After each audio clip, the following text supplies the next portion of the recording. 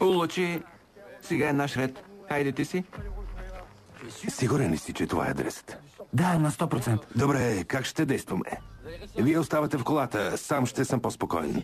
Ако, подчертавам, ако не се върна до половин час, елате да ме потърсите. Става! Какво? Преди да го пуснеш ми кликни. По-разумно е. Нямаш грижи.